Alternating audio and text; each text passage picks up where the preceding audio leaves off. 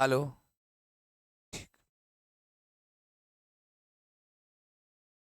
तो इससे पहले तुमको हम बताते हैं एक सिलेबस के बारे में। 1 मिनट में काम हो जाएगा। कितने मिनट में? 1 मिनट। तो इनऑर्गेनिक का जो सिलेबस है ना, in organic chemistry, inorganic chemistry का जो सिलेबस है वो 18 से 20 अंक का है। कितने अंक का है? 18 से 20 अंक का, जो हम लोग चल रहे हैं बहुत दिनों से। नहीं, इसमें लगभग 10 अंक कंप्लीट कर चुके हैं। मामला रहा 10 अंक का। तो 10 अंक का जो मामला रहा, तो इसमें से कौन कौन से लेसन पढ़ने रहते हैं? तो सबसे पहला लेसन पढ़ना आता है एक्सट्रैक्शन ऑफ मेटल।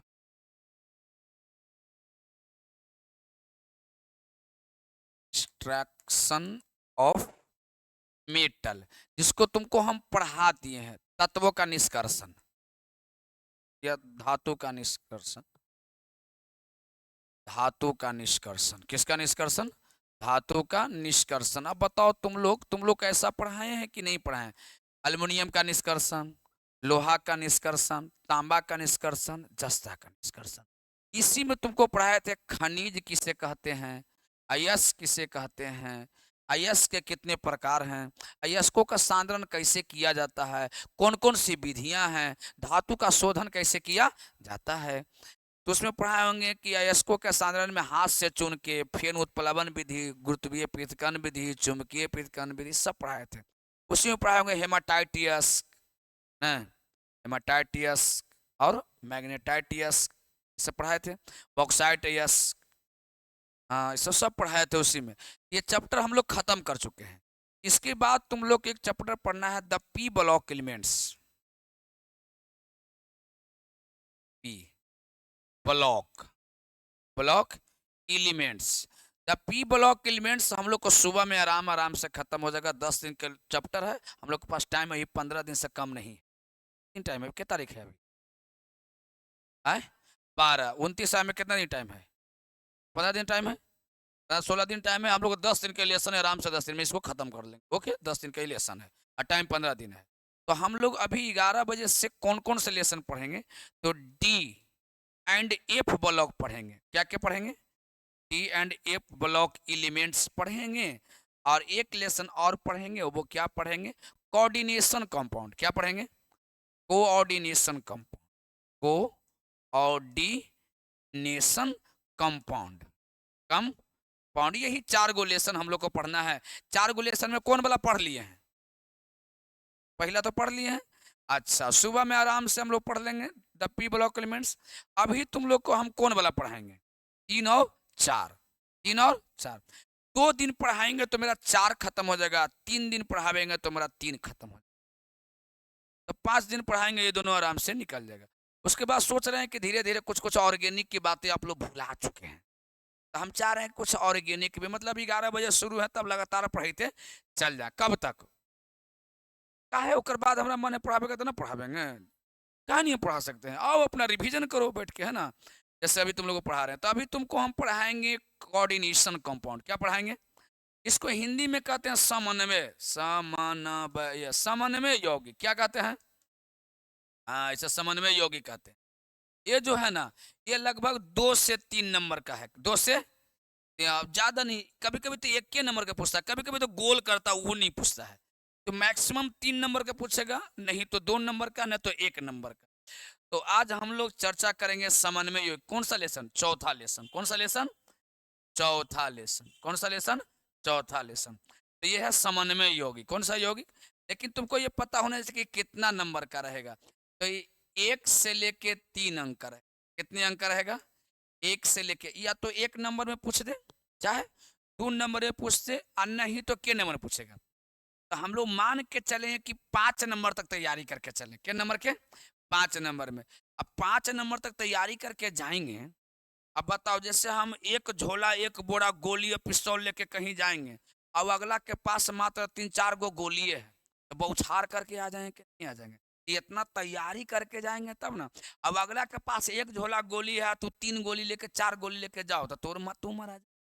ये चैप्टर है 1 से 3 अंक का, लेकिन हम लोग तैयारी कम से कम बढ़िया करके जाएंगे ना, तो 1 से 3 अंक छूटे उठेगा नहीं। तब इसी लेसन का हम लोग तैयारी करेंगे जिसका नाम है समन्वय यौगिक। अंग्रेजी में कहते हैं कोऑर्डिनेशन कंपाउंड। अंग्रेजी में क्या कहते हैं? Coordination compound. अब समझ दो, एकदम समझिए बढ़िया से। लेसन का नाम है समन्वय यौगिक। समन्वय यौगिक, समन्वय यौगिक लेसन का नाम है, जबकि एक प्रकार के यौगिक है। एक प्रकार का क्या है? यौगिक है। समन्वय यौगिक का एक नाम और है जटिल यौगिक। जटिल यौगिक। तो कभी कभी तुमसे कोई पूछ देगा कि समन्वय यौगिक पढ़ा है कि जटिल यौगिक पढ़ा है, कहना कि इतना बुद्धू ना समझो, ये दोनों एक ही चीज है। कोई कहा कि तोर नाम का है, जो भी प्रिया, आ घर के नाम एक छोटिया है, तो कोई कोई पूछते कि तुम छोटिया हो कि प्रिया हो। हाँ, तो हमारे बाबू एगो छोटा, उससे पूछते तुम चिक्कू हो कि आयुष हो, तो कहता मैं चिक्कू हूँ। नहीं, मैं आयुष हूँ। तो उतना दिमाग उसको विस्तार नहीं किया है, जो दिन विस्तार कर देगा तो कहेगा हम दोनों हैं। तो बताओ, समन्वय यौगिक को ही क्या कहते हैं? जटिल यौगिक। और जटिल यौगिक को ही क्या कहते हैं? और कभी कभी इसी का नाम है जटिल आयन। इसी का नाम क्या है? हाँ, कभी कभी इसी का नाम रहता है जटिल आयन। कौन आयन? कभी कभी तो इसी को समन्वय एंटिटी कह देता है। समन्वय, समन्वय एनटीटी, एनटीटी। तो बताओ एक के गो नाम हो गया? देखो तो, 4 गो नाम हो गया। नहीं, यही चैप्टरवा के 4 नाम है। पहला कोची? समन्वय यौगिक। फिर बोला जटिल यौगिक, जटिल आयन, समन्वय एनटीटी। कहीं भी चारों चीज तोरा असाइनमेंट में, किताब में, गाइड में, क्वेश्चन में कहीं भी लिखल मिल जाएगा, तो समझना कि चारों एक ही चीज है। चारों माने समन्वय यौगिक वही है, जैसे फादर वही है जो पापा हैं, पापा वही है जो पिताजी हैं, पिताजी वही है जो डैड हैं, और डैड वही है जो डैडी है। बताओ, ये चारों अलग अलग व्यक्ति हैं? सब एक हैं? नहीं। तो जैसे तोर मान ले कोई फुफेरा भाई है, तो वही मतलब तोर मेरा भाई वही हो जाएगा। मतलब उनके तो तुम्हारे पिताजी मामू भी हो जाएंगे उसके, उसका नहीं, लेकिन सब आदमी एक के हैं, सब आदमी एक हैं। तो समन्वय यौगिक, समन्वय यौगिक और जटिल यौगिक और जटिल आयन और समन्वय एंटिटी सब एक के है। इसकी पहचान क्या है? जैसे सुनिए कि ब्रैकेट के अंदर ब्रैकेट रहेगा। ब्रैकेट के अंदर कोई ब्रैकेट रहे चाहे नहीं, बड़ी ब्रैकेट तो पक्का रहेगा। इसकी एक को पहचान है कि कोई ब्रैकेट रहे चाहे नहीं, बड़ी ब्रैकेट पक्का रहेगा। अब 7th 8th 9th 10th में हम लोग को 5वां 6ठा में मैथ बनाने के लिए रहा, तो हम लोग पढ़ते थे ऐसा, पहले बड़ी ब्रैकेट, पहले बड़ी ब्रैकेट, फिर एम, फिर छोटे, फिर मंझली ब्रैकेट, फिर बड़ी ब्रैकेट। ऐसा तुम लोग ऐसा छोटी ब्रैकेट, ऐसा मैथ पढ़ा है ऐसा का? छोटी ब्रैकेट, मंझली ब्रैकेट, बड़ी ब्रैकेट, हाँ जो भी हो। और छोटी ब्रैकेट ऐसे होता है। नहीं, कहने का मतलब है कि बचपन में ये सब हम लोग खूब पढ़ते थे। समन्वय यौगिक का सिंपल पहचान है कि ब्रैकेट के अंदर रहेगा। सबसे बड़ी पहचान क्या है? ब्रैकेट के अंदर रहेगा। अब जैसे तुमको कहें कि बताओ MgCl2 समन्वय यौगिक है कि नहीं है? कहना कि नहीं है, ब्रैकेट के अंदर नहीं है, समन्वय यौगिक नहीं है, जटिल यौगिक नहीं है, जटिल आयन नहीं है, जटिल लवण भी नहीं है। कभी कभी एक नाम और ले लो, इसी का एक नाम और ले लेते हैं, जटिल लवण। लो, जटिल लवण एक नाम और दे दिए, ढेर मनी नाम हो गया कि एगो नाम हो गया, बहुत सारा। कौन कौन नाम हो गया? तो समन्वय यौगिक, जटिल यौगिक, जटिल आयन, समन्वय एंटिटी और जटिल लवण सब एक ही का नाम है। इसके सबसे पहचान क्या है कि ब्रैकेट के अंदर रहेगा, ब्रैकेट के, और खास करके बड़ी ब्रैकेट के अंदर है। तो बताओ इसमें कोई ब्रैकेट नहीं है, तो ये समन्वय यौगिक नहीं है। चलिए एक बार पहचान में आ गया। चलिए अब तुम लोग को जैसे मान लिया कोई कितना बड़ा ऐसे लिख दे, बहुत बड़ा फॉर्मूला लिख दे, ऐसे लिख दे KCl Mgcl2 इंटू 6H2O। बताओ इस समन्वय यौगिक है कि नहीं है? नहीं है। पहचान गए कि ब्रैकेट व्रैकेट नहीं है तो समन्वय यौगिक नहीं है। लेकिन ऐसे दे दे, क्वेश्चन दे दे ऐसा कि K4, ऐसे ब्रैकेट लगा दे FeCN, छोटकी ब्रैकेट है, सब दे दे, ला अब समन्वय यौगिक है कि नहीं है? अब तो बिना परिभाषा रटे आराम से इसको हम बना सकते हैं। कोई परिभाषा समन्वय यौगिक के कोई परिभाषा रटना नहीं है, देख के बता दें कि समन्वय यौगिक है कि नहीं है। पहले तो देख के पहचाने आना चाहिए। जैसे तुमको एक क्वेश्चन दे दे कि समन्वय यौगिक है, अच्छा इसी प्रकार का तुमको क्वेश्चन दे दे और कहें कि बताओ ये ऐसा है PD और Cl4, बताओ इस समन्वय यौगिक है कि नहीं है, देख के बताओ। ब्रैकेट है, हाँ इस समन्वय यौगिक है। चलो तो तुम लोग पहचान लो कि जैसी बड़ी ब्रैकेट आ गई और वो समन्वय यौगिक है। जैसे लिख दिया CONH3 का होल 4, ऐसे है, छोटी ब्रैकेट भी, बड़ी ब्रैकेट है, Cl2 है, बताओ समन्वय यौगिक है कि नहीं है? तो हम लोग पहचान लिए बड़ी ब्रैकेट वाला जितना भी कंपाउंड है वो सब कौन यौगिक, समन्वय यौगिक या जटिल यौगिक, जटिल आयन, समन्वय एंटिटी, जटिल लवण, यहाँ तक तो समझ में आ गया। अब देखो ये समन्वय यौगिक हमारे काम का बहुत बढ़िया चीज है, ये हमारे काम का बहुत बढ़िया चीज है, इसी को हम लोग जटिल लवण कहते हैं। जटिल हमारे काम की, दुनिया में सब यौगिक सरल यौगिक नहीं है, कुछ जटिल यौगिक भी है और हमारे लिए बहुत बेहतर। ठीक है, कैसे बेहतर ये समझिए। देखिए एक समन्वय एंटिटी है, समन्वय यौगिक है। अच्छा हम लोग के तब कभी कभी लड़ाई करते हैं तो अगला से गुस्सा में कुछ भी बोल देते, तोर देह में खून है, हमर देह में पानी का है, हमरो देह में खून है जखनी तोरा मन हो फरियाली है। लड़ते उड़ते हैं तो इस प्रकार के शब्द का उपयोग करते हैं, तोरा से हम कम ही का, तोरा से हम दबी थी का, फारा सदरा दम खून उनके बात कर लग, कुछ के बात कर लगता है। हाँ कोई कोई आदमी पढ़ा लिखा होता था, खून और ब्लड की बात करता है, कोई कोई तो खाली कहता है लहास गिर तो, खाली लहास गिर तो, लहास गिरा दो। बाद में समझ में आया कि कहता कुछ ही है। हम लोग पहले सुने थे लाश, क्या सुने थे, लाश, और वो कुछ सुना रहा था लहास, क्या कुछ ही रहा, कहा कि लहास गिरा दे, लहास, तो समझ अरे लाश के ही लहास कहता है, तो समझ में आया मतलब खून कर देंगे, खून कर देंगे। अच्छा खून को हम लोग ब्लड कहते हैं, क्या कहते हैं। अच्छा ब्लड में एक चीज पाया जाता है बायोलॉजी में सर आपको,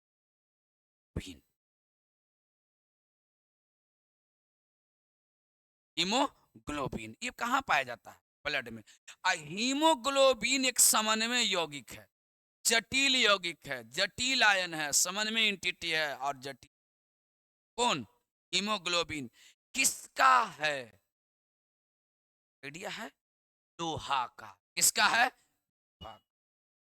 और यही लोहा की कमी प्राकृतिक नेचुरल महिलाओं में कम होती, माने थोड़ा माने हीमोग्लोबिन की मात्रा कम रहती है, और इसी आयरन का मात्रा पुरुषों में ज्यादा होता है। कभी भी आप पुरुष को ऐसा नहीं देखा हो कि डॉक्टर हीमोग्लोबिन की गोली लिख दिए हैं, आयरन की गोली लिख दिए हैं। आयरन की गोली डॉक्टर किसको लिखता है, महिलाओं को। क्यों लिखता है, तो प्राकृतिक उसमें कम होती है, नेचुरली उसमें कम होती है। तो महिलाओं में आयरन की मात्रा कम होती है लेकिन फैट की मात्रा ज्यादा होती है, वसा की मात्रा ज्यादा होती है। इसीलिए महिलाओं को देखिए कितनो ठंडा, जोरदार ठंडा रहे तो स्वेटर और चादर ओढ़ा के दिखा दे महिला लोग को। ना शादी ब्याह में जो महिलाएं जाते हैं आप लोग तो हम देख सकते हैं, इतनो रहे कुछ ठंडा। लेकिन हाँ बसा में एक खूबसूरती क्या है, बसा ठंडा को रोकता है। एकरा में ज्यादा चर्बी है ना, एकरा में ज्यादा चर्बी है, बस चर्बी मने बसा, चर्बी उर्दू शब्द है बसा उसको, तो एकरा में ज्यादा बसा है, चर्बी ज्यादा है, तो फैट ज्यादा है, उसको ठंडा कम लगता है। लेकिन उसमें कोची की कमी रहेगी, आयरन की। उसको हमेशा खास करके जो महिलाएं माँ बनने वाली है, जो महिलाएं माँ बनने वाली है, उसमें और कमी हो जाएगा कोची का, आयरन का। तो उसको डॉक्टर सबसे पहले क्या लिखेगा, आयरन की गोली। और ये आयरन धातु है, आयरन क्या है, धातु है। और इसी धातु का बना हुआ हीमोग्लोबिन है जो हमारे ब्लड में पाया जाता है। अब तुमको एक ऑब्जेक्टिव आएगा, बायोलॉजी या केमिस्ट्री दोनों में आएगा। हीमोग्लोबिन कहाँ पाया जाएगा, ब्लड में, किसके ब्लड में, सबके ब्लड में हीमोग्लोबिन। हाँ हीमोग्लोबिन की मात्रा पुरुषों में ज्यादा और महिलाओं में कम। हीमोग्लोबिन एक समन्वय यौगिक है, किस धातु का है, तो लोहा का, आयरन का। तो लेकिन अब ये नहीं है कि अब बॉडी में आयरन की कमी आ गया तो लोहा चिबा जाए, लोहा का पार्टिकल्स हम डायरेक्टली नहीं पचा सकते हैं, लोहा की परमाणु डायरेक्टली पचा नहीं सकते, इसके नैनो पार्टिकल्स को पचा सकते हैं, मतलब छोटा से छोटा, छोटा से छोटा, छोटा से छोटा कण को पचा सकते हैं। कि कि जहां अब डॉक्टर कहा कि लोहा कमी है, तो लोहा के मैंने गेट समझ चाट लिए दुबाता लोहा के, ये तो लोहा के नट चिपा गया, तो ऐसे वो नहीं पचा सकते और तबीयत खराब हो जाएगा।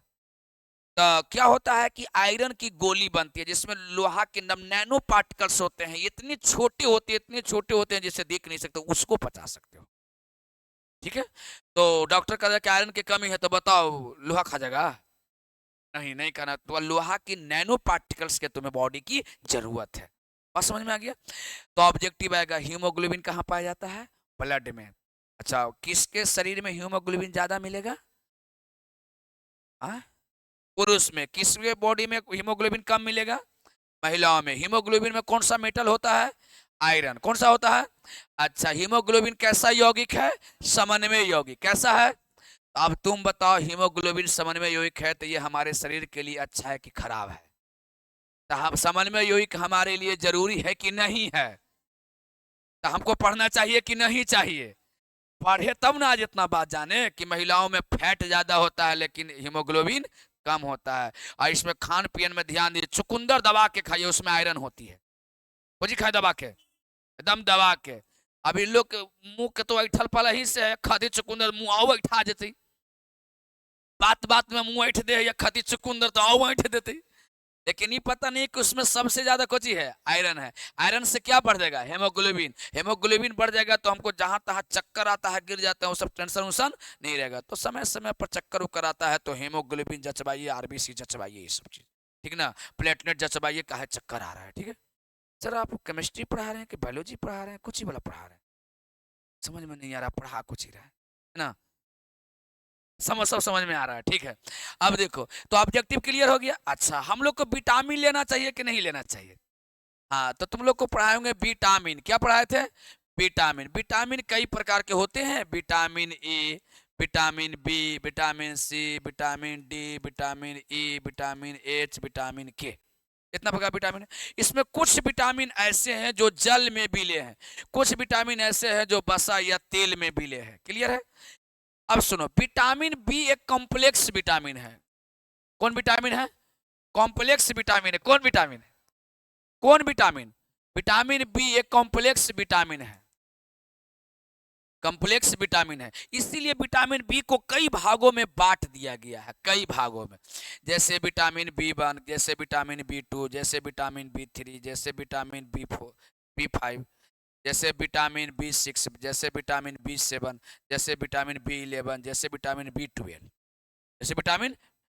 इसलिए बॉडी में सबसे ज्यादा अगर किसी की जरूरत है किस विटामिन का, तो विटामिन बी का। फिर से एक बार समझना है, हमारा बॉडी का रिक्वायरमेंट सबसे ज्यादा किस विटामिन का है? विटामिन बी का, क्योंकि इतने भागों में बटा हुआ है, सबसे कॉम्प्लेक्स विटामिन ये है। तो अगर विटामिन बी की कमी हो जाएगी तो हमारे बॉडी का बहुत सारा रोग खत्म माने हो जाएगा, बहुत सारा रोग हो जाएगा। तो रोगों से लड़ने की क्षमता प्रदान करता है विटामिन। फिर से, रोगों से लड़ने की क्षमता प्रदान कौन करता है? विटामिन और प्रोटीन। विटामिन और विटामिन बहुत जरूरी है। तो विटामिन 12 जो है ना, विटामिन 12 जो है कोबाल्ट धातु का बना होता है। किस धातु का? और एक समन्वय यौगिक है। क्या है? तो विटामिन बी 12 एक समन्वय यौगिक है, जटिल यौगिक है, जो कोबाल्ट धातु का पाया जाता है, उसमें कोबाल्ट धातु पाया जाता है। ऑब्जेक्टिव हमेशा आता है, कौन सा विटामिन समन्वय यौगिक होता है? 12। इसमें कौन सा धातु पाया जाता है? विटामिन बी 12 एक समन्वय यौगिक है, निम्नलिखित में किस धातु का समन्वय यौगिक है?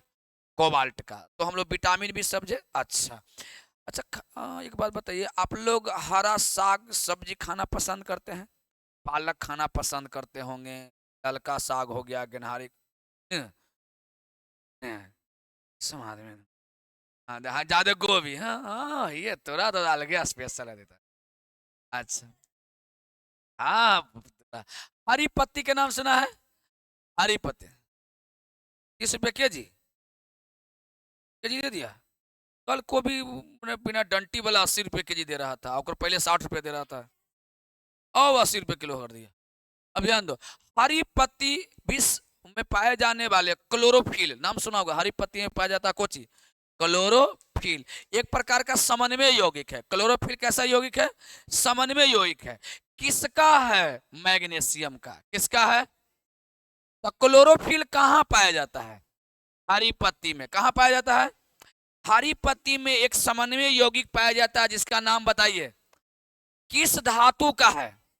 तो तीन ऑब्जेक्टिव अभी क्लियर होना चाहिए। सबसे पहले पढ़ाए थे हीमोग्लोबिन, हीमोग्लो सबसे पहले क्या पढ़ाए थे? हीमोग्लोबिन। हीमोग्लोबिन की मात्रा किस में कम होगी? महिलाओं में। किस में ज्यादा होगी? पुरुषों में। अच्छा, इसमें कौन सा धातु होगा? आयरन, लोहा। तो महिलाओं में आयरन की ज्यादा होगा कि कम होगा? कम होगा। उसके बाद हमने पढ़ाया विटामिन बी 12। क्या पढ़ाया? विटामिन बी 12 एक कम्प्लेक्स विटामिन है। कैसा है?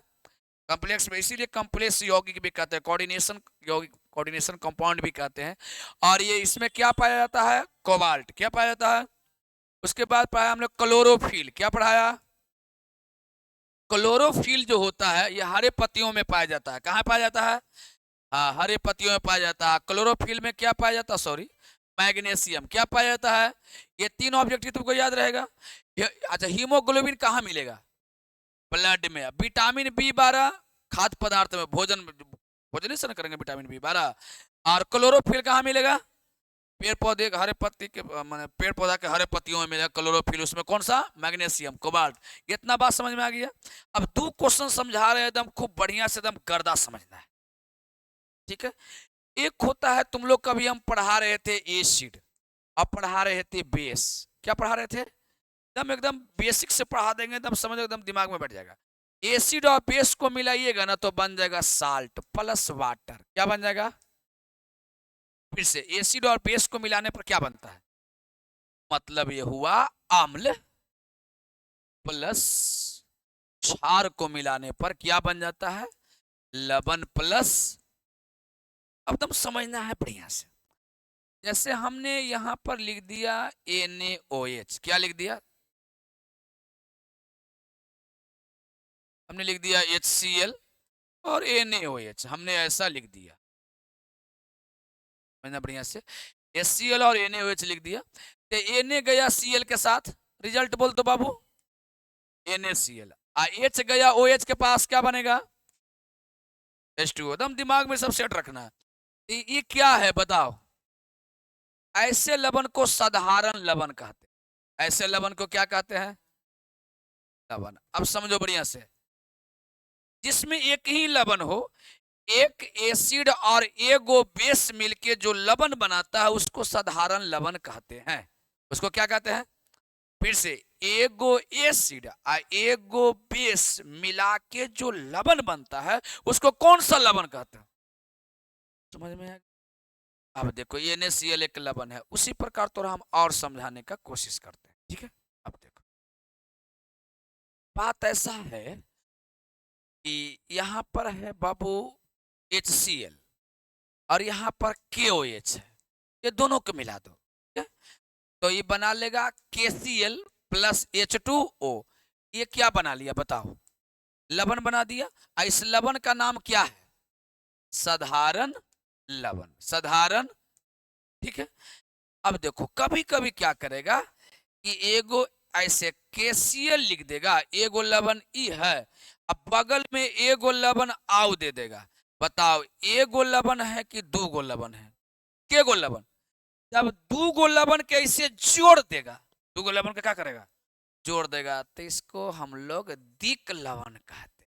कौन लवण कहते हैं? कौन लवण? दिक लवण में एक लवण की दो लवण।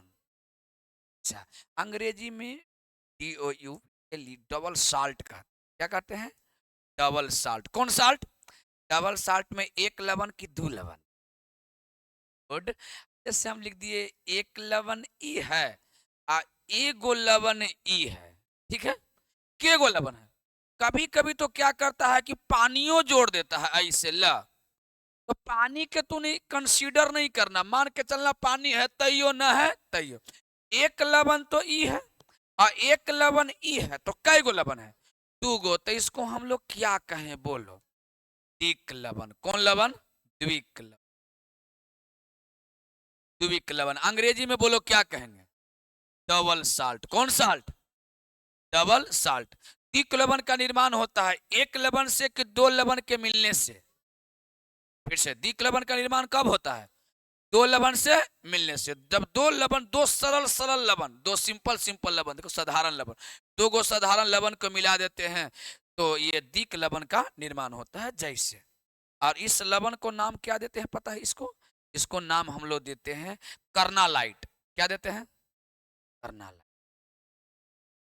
कर्नालाइट, इसका नाम है कोची? कर्नालाइट। तो कर्नालाइट साधारण लवण है कि द्विक लवण है? द्विक लवण। अच्छा, अब सुनो बढ़िया से। एक लवण हम और लिखते हैं K2SO4, एक लवण ही है। अच्छा, इन टू दे दिए Al2SO4 होल 3, एक लवण ई दे दिए। तो बताओ के गो लवण हो गया? दो लवण। पानी है तैयो न है तैयो, पानी 24 गो ले लिए। पानी कै गो ले लिए? अब बताओ इसको कौन लवण हम कहें?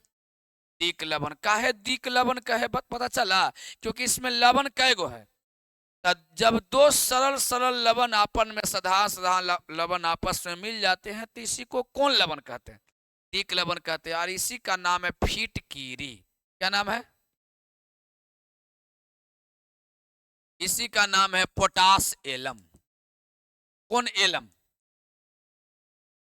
इसी का नाम है पोटास एलम। तो पोटास एलम कैसा है जल्दी बतावा? द्विक लवण। इसमें कितने लवण होते हैं? क्वेश्चन, पोटास एलम में, फिटकिरी में कितने लवण होते हैं? दो साधारण लवण के मिलने से फिटकिरी बना है। दो साधारण लवण के मिलने से। द्विक लवण के वो सबसे बड़ा खूबसूरती क्या है? जैसे सुनो, जैसे इसको पानी में डालोगे ना कि आयन में टूट जाएगा। पानी में डालोगे तो आयन में टूट जाएगा। जैसे वो सिंपल क्वेश्चन बता, जैसे KCl है और MgCl2 है, कोई है, ठीक है। इसको तू पानी में डाला, कहाँ डाल दिया? जाओ पानी में, जाओ जाओ सिम सिम पानी में, ऐसे ही पानी में गया। इस जितना है सब आयन में टूट जाएगा। पोटेशियम अलग छितरा जाएगा, मैग्नीशियम अलग छितरा जाएगा, क्लोरीन अलग छितरा जाएगा। तो द्विक लवण की सबसे खूबसूरती क्या है कि पानी में गिला के बाद ये आयन में टूट जाता है। एक बताइए, एक ऐसा लवण जो पानी में गिला के बाद आयन में टूट जाए, आयनित हो जाए, उसे कौन लवण कहें? जटिल लवण की। द्विक लवण की क्या मन विशेषता है? पानी में गिला पर आयन में टूटे कि ना टूटे? टूटे। तो ये हो गया आयन में टूट जाए। तो कहता है द्विक लवण वह है जो सूखल के अवस्था में, क्रिस्टल के अवस्था में, ठोस के अवस्था में अपना अस्तित्व तो कायम रखता है, लेकिन जैसी जलीय विलयन में जाता है तो आयन में टूट जाता है, अपना अस्तित्व खो देता है। इसी को द्विक लवण कहा जाता है। फिटकिरी कौन लवण में आता है? द्विक लवण। लेकिन एगो जटिल लवण होता है। कौन लवण होता है? लेकिन उसकी पहचान कौन ब्रैकेट से होता है? हाँ, जैसे K4 गया, APCN, इसको हम पानी में डाले ऐसे, हाँ ऐसे पानी में डाले, जाओ सिम सिम पानी में जाओ, तो ये कहता है कि हमरा पानी में डाले आया है तो कुछ में डालना टूट बुझो, नो चेंजिंग। कौन चेंजिंग? ना, पानी में डालेगा तो ये नो चेंज। कहता है कि तब क्या कहते, इसका नाम है जटिल लवण। कौन लवण? जटिल लवण। जिसको पानी में डालने के बाद भी वो आयन में न टूटे, उसे कौन कहते हैं? जटिल लवण। कहा कि हमर घर के बाहरे हो जो तनी मनी टूट सकल है, लेकिन तू चाहिए थे कि बड़ी ब्रैकेट के अंदर पानी डाल के तोड़ दे, बस के बाद हाँ बड़ी होतो तब, बड़ी होतो तब वो घरवा के बाहरे हो जो टूट सकल, बड़ी होतो तब। घर के अंदर तू चाह रहा है कि पानी डाल के तोड़ दे तो टूटे वाला बात। हम घर में जैसे ही अवश्य रहो बाबू, बात हो क्लियर, हम टूटे वाला नहीं हो। जिसका घर की दीवारें न टूटे, इसकी घर के दीवारें, बताओ जल्दी कौन लवण? तो कभी कभी पहले के जो राजा का जो किला होता था ना, तुम्हारे गांव में होगा कि नहीं भगवान जाने, शेर शाह सूरी जब बनवाता था या बहुत सारा अकबर भी सब बनवाया था, तो कम से कम 2, 3, 4, 5 बीघा में वो रहेगा किला। और में कितनों पानी जब जाता था वो किला टूटता उठता नहीं था। तो बताओ कौन लवण है? सोच के बताओ। द्विक लवण के जटिल लवण। अच्छा, पानी किसको बिगाड़ देता है? खराब कर देता है, नाश कर देता है, आयन में तोड़ देता है। अब पानी किसको कुछ नहीं बिगाड़ पाता है? पानी में डाला पर आयन में न टूटे, वो कौन सा लवण है? और जटिल लवण की पहचान कौन ब्रैकेट? Bracket bracket. अब देखो कहा कि जटिल लवण, कौन लवण? जटिल लवण का ही नाम जटिल यौगिक है। जटिल लवण का ही नाम, अपने से सब लिखना कॉपी में, अपने से बोलना, जटिल लवण का ही नाम जटिल यौगिक है। जटिल यौगिक का ही नाम समन्वय यौगिक है। अपने से यौगिक है, इसी का नाम जटिल आयन है। क्या है? जटिल आयन है। इसी का नाम समन्वय आयन है। समन्वय आयन है। इसी का नाम समन्वय एंटिटी है। समन्वय एंटिटी है। कितना नाम इसी का है, सबका एक ही नाम है। अब इसका एक ही पहचान, कौन? ब्रैकेट।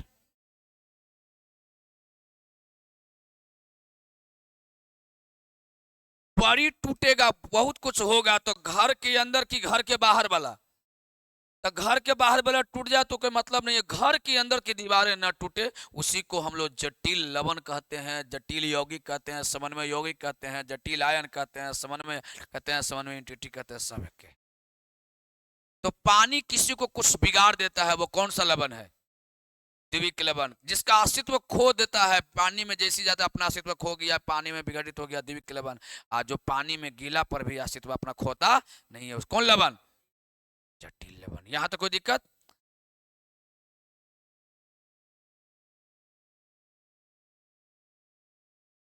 अब देखो तो यही है ना, तुम लोग समझो बढ़िया से। समन्वय यौगिक खनिज, वनस्पति तथा जैविक पदार्थों में व्यापक रूप से मौजूद है। समन्वय यौगिक कहां कहां मिलेगा? खनिज में, वनस्पति में, जैविक पदार्थों में। कहां का? सभी बताए भी थे। हेमोग्लोबिन में कहा मिलेगा? हेमोग्लोबिन में। विटामिन बी12 में, विटामिन बी12 में। और क्लोरोफिल में, क्लोरो। ये यौगिक अनेक महत्वपूर्ण जैविक कार्यों को संपादन करते हैं। तो हमारे लिए खराब है कि बढ़िया है? बढ़िया है। हमारे भीतर के रक्त में, हमारे शरीर के भीतर के रक्त में उपस्थित कौन? कोची कोची कोची? हेमोग्लोबिन। तथा पौधों में उपस्थित क्लोरोफिल क्रमशः लोहा तथा मैग्नीशियम के समन्वय यौगिक हैं। इसी प्रकार विटामिन बी12 भी किसका? कोबाल्ट का एक समन्वय यौगिक है। अभी जितना समझाया समझ में आया? समन्वय यौगिक हमारे लिए अच्छा है कि खराब है? अब आते हैं, हमने कौन सा लवण पढ़ना है? द्विक लवण का निर्माण होता है साधारण एक लवण से कि साधारण दो लवण से? Very good. दोनों को आपस में मिलाते हैं तो द्विक लवण बनता है। इस पर पानी का प्रभाव पड़ेगा कि नहीं? जैसी पानी में जाएगा तो अपना अस्तित्व बचाए रखेगा, अपनी दीवार को बनाए रखेगा कि दीवार खत्म? आयन में टूट जाएगा कि नहीं टूटेगा? उसी को द्विक लवण कहा। तो दो सरल लवण, दो सरल यौगिक से बने हुए यौगिक जो क्रिस्टल के रूप में अपना, क्रिस्टल माने ठोस अवस्था में अपना अस्तित्व को कायम रखता है, लेकिन जलीय विलयन में अपना अस्तित्व खोकर अपने अवयव में टूट जाता है, द्विक लवण कहलाता है। चलिए, जैसे 6 गो पानी कर्नालाइट, 6 गो पानी, बतावा एगो लवण ई है आ एक लवण ई है, तो द्विक लवण हुआ कि ना? पानी को कंसीडर नहीं करेंगे, पानी को कंसीडर मोर लवण, तो एक लवण ई है आ एक लवण ई है, द्विक लवण। पोटासियम फिटकिरी इसी का नाम है, एक लवण ई है एक लवण ई है। क्लियर? चलिए, एक लवण ई है एक लवण ई है, पानी को कंसीडर नहीं करेंगे, तो ये कौन लवण हो गया? द्विक लवण पर पानी का प्रभाव पड़ेगा कि नहीं पड़ेगा? पड़ेगा। अगर हम इसको तोड़ेंगे, इसको तोड़ेंगे, तो बताओ KCl को तोड़ेंगे तो K प्लस में, MgCl तोड़ेंगे तो Mg प्लस में, Cl तोड़ेंगे तो क्लोरीन माइनस में, और पानी अलग। पानी टूटता उड़ता कौन लवण? अब जटिल लवण। जटिल लवण के क्या नाम बताए थे? बहुत सारा। इस पर पानी का प्रभाव, पानी का प्रभाव, बाउंड्री, हाँ, न टूटी। वे आणविक यौगिक जो अपना अस्तित्व जलीय विलयन या किसी अन्य विलायक में घोले जाने पर भी कायम रखता है। इनके गुण अपने वे भी यौगिक पूर्णतः भिन्न होते हैं। नहीं, पोटासियम साइनाइड तथा क्यूप्रोनियम सल्फेट, क्यूप्रोनियम सल्फेट, ये सब बड़ी ब्रैकेट वाली चीजें आ गई। कौन ब्रैकेट वाली? बड़ी ब्रैकेट वाली चीज को हम लोग कौन लवण कहते हैं? जटिल लवण। कॉम्प्लेक्स साल्ट को ही कॉम्प्लेक्स कंपाउंड कहते हैं। कॉम्प्लेक्स साल्ट को ही क्या कहते हैं? तथा कॉम्प्लेक्स कंपाउंड को ही कोऑर्डिनेशन कंपाउंड कहा जाता है। कॉम्प्लेक्स कंपाउंड के केंद्र में एक धातु, परमाणु या आयन रहता है जो अपनी संयोजकता से अधिक संख्या में उदासीन अणु या विपरीत आवेश वाला आयनों से घिरा रहता है। जैसे अब देखो बढ़िया से, जैसे हम कोई घर में ऐसे लिख दिए K4Fe और Cn का होल 6, Cn का होल 6। अब देखो तुम समझो बढ़िया से, लोहा को बीच में रखना, लोहा को बीच में रखना। के गो Cn है? 1 2 3 4 5 और 1 6। जो बीच में रहता है ना उसको केंद्रीय परमाणु कहते हैं। जो बीच में रहता है उसे क्या कहते हैं? आई चारों तरफ से या तो ऋणात्मक से या धनात्मक से या उदासीन अणुओं से घिरा हुआ रहता है। कॉम्प्लेक्स कंपाउंड में बीच वाले को क्या कहते हैं? केंद्रीय परमाणु। और चारों तरफ या तो धनात्मक रहे या ऋणात्मक रहे तो या उदासीन रहे, चारों तरफ छोटे छोटे परमाणु, अणु, आयन से या अणुओं से घिरा हुआ रहता है। इसी को हम लोग कॉम्प्लेक्स कंपाउंड कहते हैं। क्या कहते हैं? कॉम्प्लेक्स कंपाउंड कहते हैं। जैसे K4FeCN का होल 6 में लोहा 2+ आयन रहता है और इनके 6 Cn आयन स्थिर रहते हैं। इसी प्रकार इसके बीच में कौन रहेगा बताओ? निकेल। इसमें पोटेशियम है तो इसमें कौन रहेगा? Nickel ion. अमोनिया 6 अणु से घिरा हुआ रहता है। तो ये था तुमको क्या पढ़ा दिए? कॉम्प्लेक्स। अब देखो दीक लवण और जटिल लवण में क्या अंतर है? दीक लवण और जटिल लवण में क्या अंतर है? तभी कल के क्लास में हम लोग करेंगे कि दीक लवण और जटिल लवण में क्या अंतर है। थोड़ा बहुत अपने से भी पढ़ के आना, उसके बाद तुमको हम समझाएं कि दीक लवण और जटिल लवण में क्या अंतर है। आज यहीं तक, फिर कल मिलेंगे 11 बजे, ठीक है?